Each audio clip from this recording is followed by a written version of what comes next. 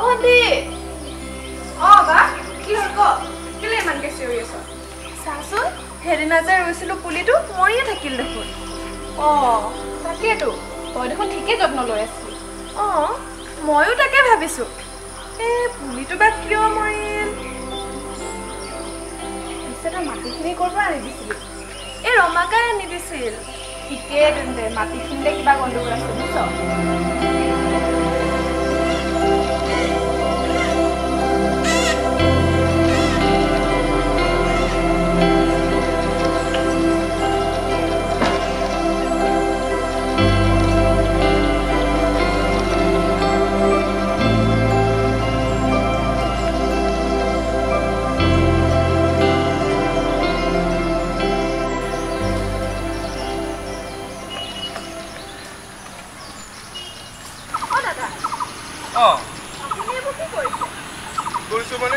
জাবৰ জোঁথৰবোৰ জ্বলাইছো আকৌ আপোনাৰ জাবৰটো পলিথিন প্লাষ্টিক জাতীয় বস্তু মিহলি হৈ আছে সেইকাৰণেটোৱে জ্বলাইছো কাৰণ এই পলিথিন প্লাষ্টিকবোৰ আকৌ মাটিৰ লগত মিহলি নহয় তাকেইতো মই বুজাব খুজিছোঁ এই যে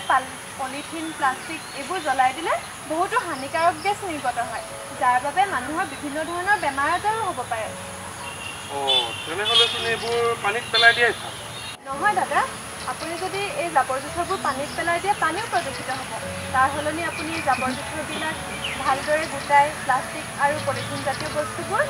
বেলেগকৈ ৰাখিব আৰু জৈৱিক জাতীয় আৱৰ্জনা যেনে ফল মূল শাক পাচলিৰ বাকলি আৰু পেলনীয়া খাদ্য এইবিলাক বেলেগকৈ ৰাখিব তাৰ যোনখিনি প্লাষ্টিক আৰু পলিথিন জাতীয় বস্তু সেইখিনি মিউনিচিপালিটিৰ দ্বাৰা আঁতৰাবৰ কাৰণে ব্যৱস্থা কৰি দিছে চৰকাৰে আৰু যোনখিনি জৈৱিক আৱৰ্জনা মানে ফল মূল আৰু শাক পাচলিৰ বাকলি আৰু মানে পেলনীয়া খাদ্য সেইবিলাক আপুনি গাঁত খান্দি তাত আৱৰ্জনাবোৰ দি দিব আৰু তাৰ ওপৰত কেঁচু মেলি দিব কেঁচু মেলি দিয়াৰ ফলত কেঁচুসাৰ উৎপন্ন হ'ব আৰু আপুনি হয়তো জানে কেঁচুসাৰ কি হয় এনেদৰেও কেঁচুসাৰ উৎপন্ন কৰিব পাৰি নেকি হয় দাদা আপুনি সেই কেঁচুসাৰ উৎপন্ন কৰাৰ পিছত সেই কেঁচুসাৰবিলাক গছ পুলি ৰুলে বা খেতি বাতিত দিব পাৰিব আৰু যাৰ দ্বাৰা আপোনাৰ শস্য উৎপাদন বৃদ্ধি হ'ব লগতে পৰিৱেশটো প্ৰদূষণমুক্ত হৈ থাকিব